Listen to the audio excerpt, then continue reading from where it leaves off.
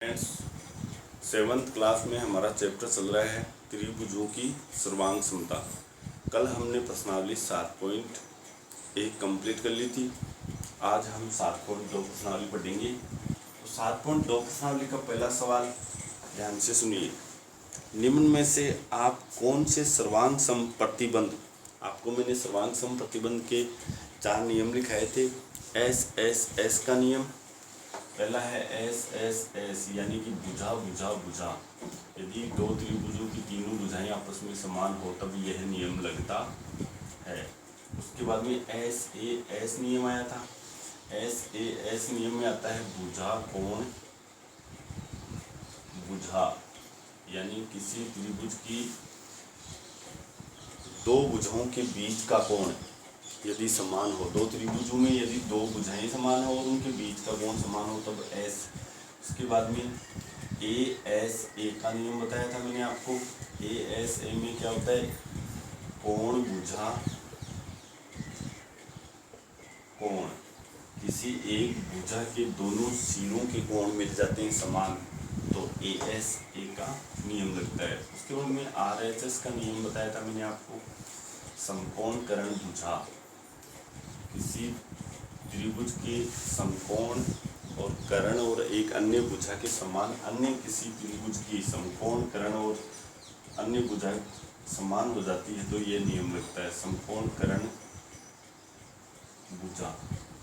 ये 4 नियम आपको मैंने लिखा दिए, इनको अच्छी तरह से आप याद करें। 7.2 प्रश्नावली का पहला सवाल इसी से संबंधित है। देखिए क्या है, आपको ये सवाल में दिया है 2 आकृतियां हैं, ध्यान से देखिए ABC और दूसरी आकृति है हमारे पास DEF।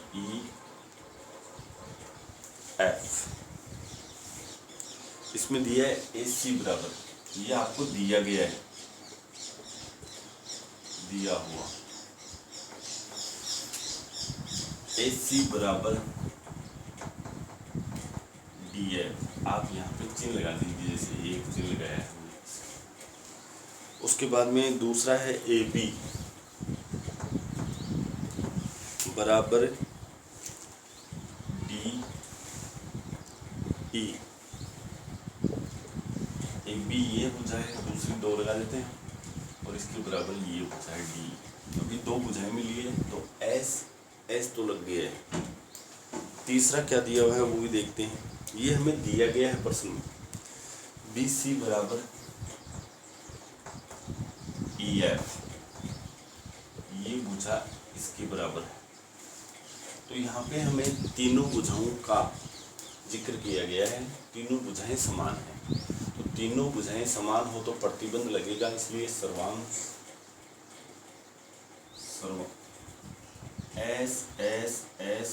सम प्रतिबंध से, सर्वांग सम प्रतिबंध से, प्रतिबंध यहाँ नियम होगा, नियम से त्रिभुज ABC दिया है। ABC के सर्वांग सम कौन सा होगा, यहाँ से आपको पता लग जाएगा।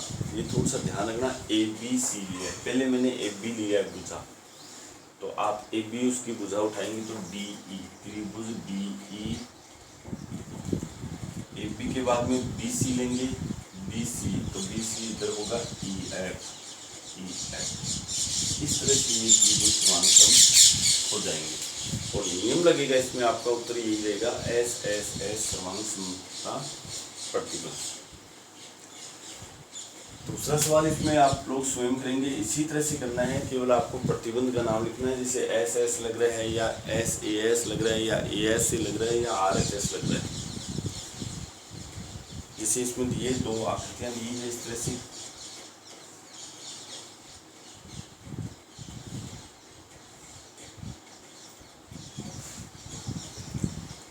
और इसमें दिया है हमें, इसका नाम है RPQ PQR, इसका दिया है नाम XYZ। दिया गया है हमें ZX बराबर RP, RQ बराबर ZY, और एक कोण दिया है इसमें, कोण PRQ बराबर है कोण अक्ष ZY।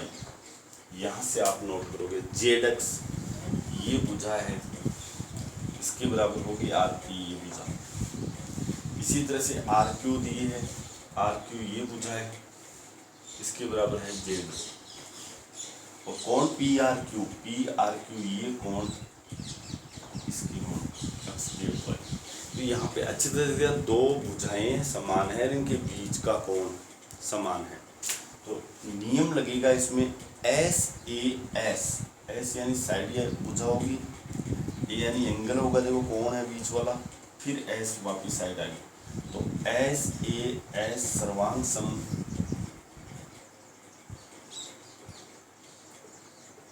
प्रतिबंध से त्रिभुज। अब त्रिभुज हमें किस तरह से दिए गए हैं, PQR दिया गया है सर्वांग सम। जैसा आपने ये लिखा है वैसा ही अगला त्रिभुज लिखोगे आप। तो देखिए PQR, P क्यों लिया है हमने, PQ ये बिना नाप वाली है, इसके समान लंबाई दी नहीं है, तो PQ आप यहाँ से अक्ष Y उठाओगे तो अक्ष Y, उसके बाद में PQR दिया है, दो डंडे वाली ये होगी, अक्ष Y Z हो जाएगा। इस तरह से ये सर्वांग सम। उसके बाद में इसमें C दिया गया है, ये स्वयं निकालोगे आप, C और D को खुद को निकालना है इसमें।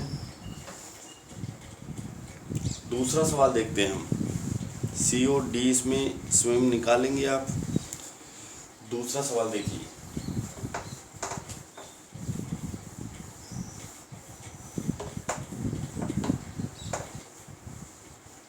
ये आकृतियाँ भी आपको बनानी है, इस तरह से दी गई है, पेंसिल से बनाओगे आप। सवाल नंबर 2 देखें। दूसरा सवाल है, आप त्रिभुज ART, मतलब है त्रिभुज ART सर्वांग सम त्रिभुज PEN दर्शाना चाहते हैं। ये दोनों सर्वांग सम दर्शाना चाहते हैं। इसमें हमें आकृति दी हुई है इस तरह से ART।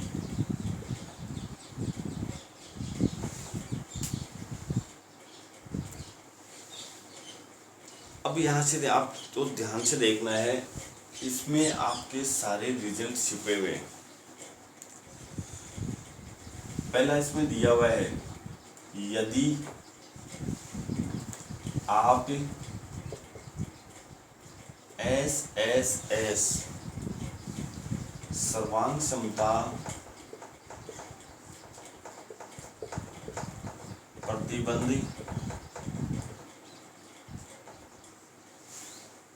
का प्रयोग करें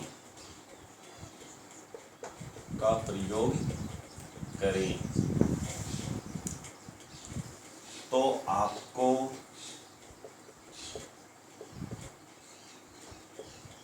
दर्शाने की आवश्यकता है।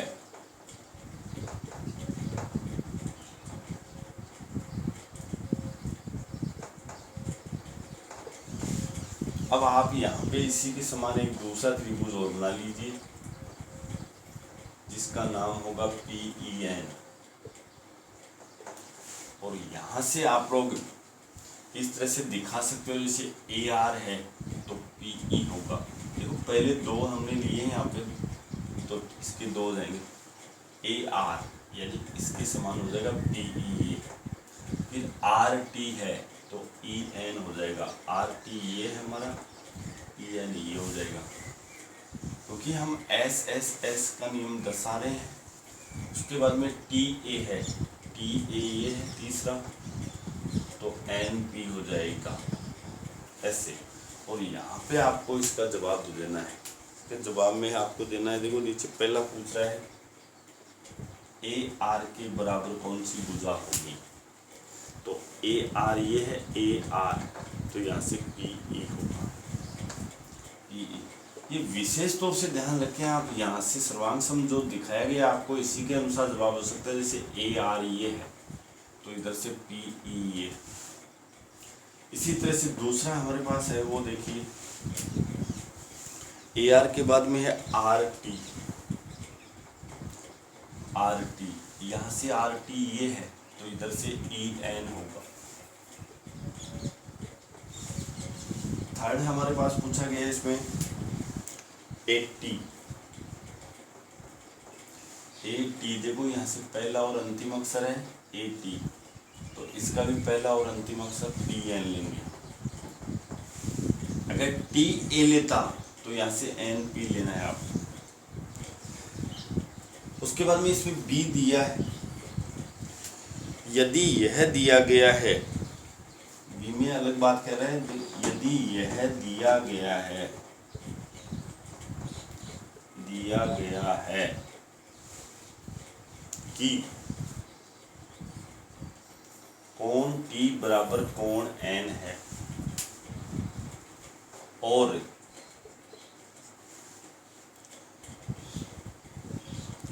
आपको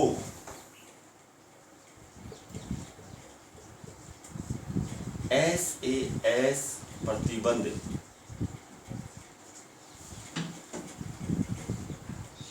का प्रयोग करना है।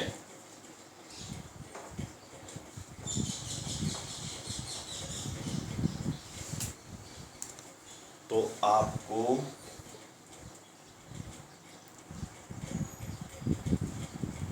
दर्शाने की आवश्यकता होगी।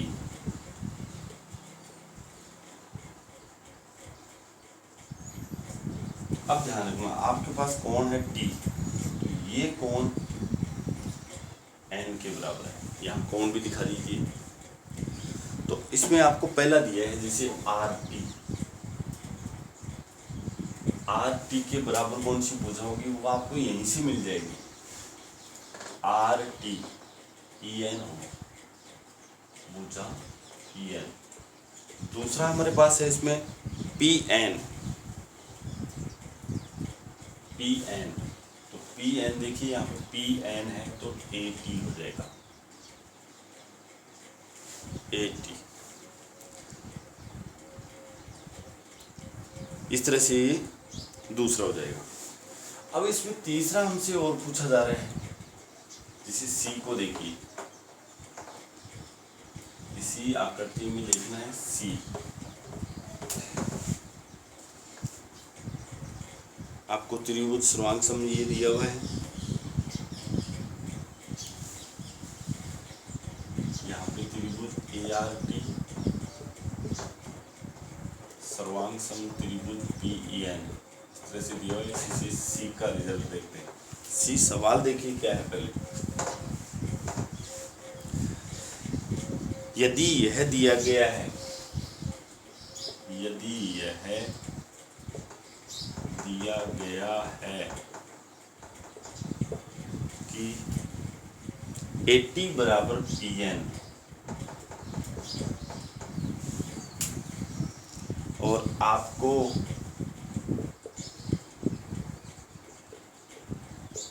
ए एस ए सर्वांग समता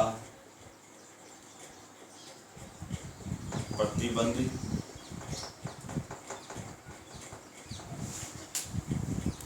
का प्रयोग करना है।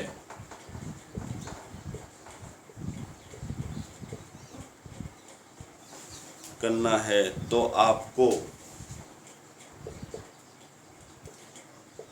आवश्यकता होगी। अब सी में देखो आपसे क्या पूछा जा रहा है। सी का जो पहला सवाल है वो है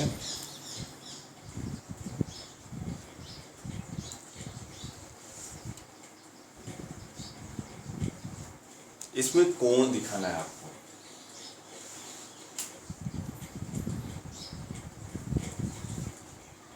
बराबर दे दिए, यहाँ क्वेश्चन मार्क दे दिया है।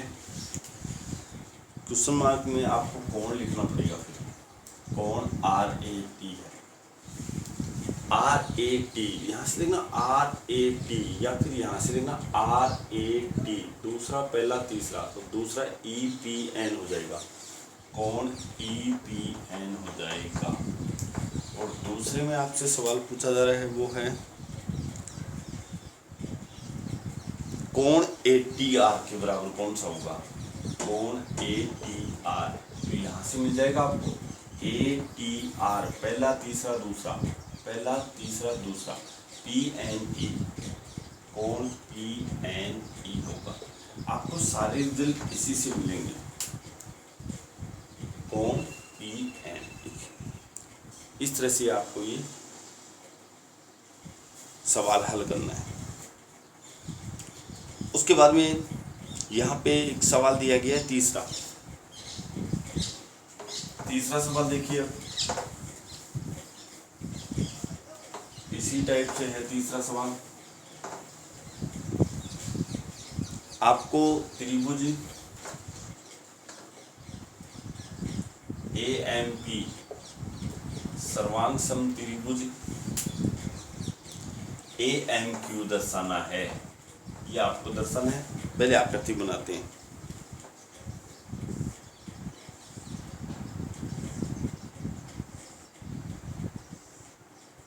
इस तरह से APQM, और यहाँ से इस कोण के बराबर ये कोण दे रखा है, इस भुजा के बराबर ये भुजा दे रखी है, ये भुजा दोनों की उपनिष्ठ भुजा है। तो रिक्त कारणों को भरिए, जो रिक्त है स्थान है उनको भरना है, पहला दूसरा तीसरा और चौथा, 4 रिक्त स्थान दिए हुए हैं। पहले में PM बराबर QM, ये क्रम है इनका। यहाँ से तो ये PM बराबर QM क्यों है, इसका कारण देना है, यहाँ पे कारण लिखना है। पहले का कारण PM बराबर QM, देखो PM बराबर QM है, तो इसका कारण रहेगा सर्वांग सम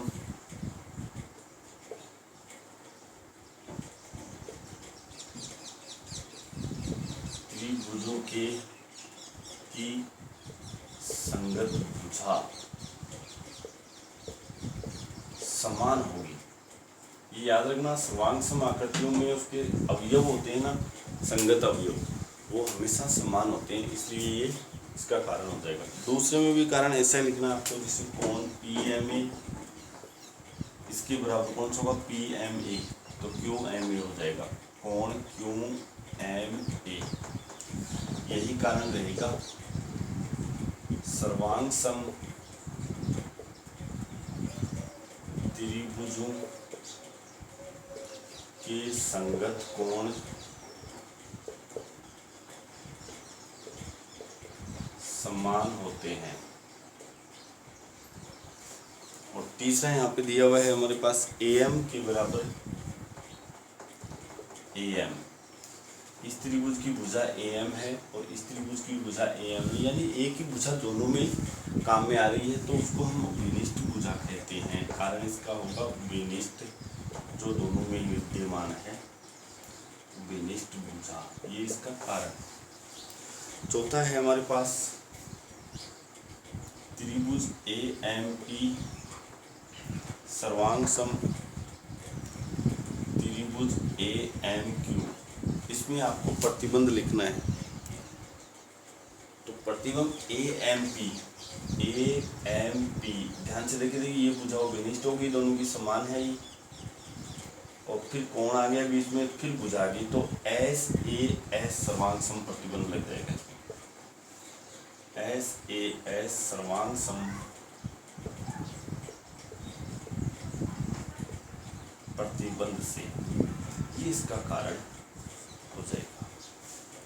इस तरह से बच्चों ये 3 सवाल 7.2 के कंप्लीट हो गए हैं। बाकी के सवाल हम कल देखेंगे। Thank you.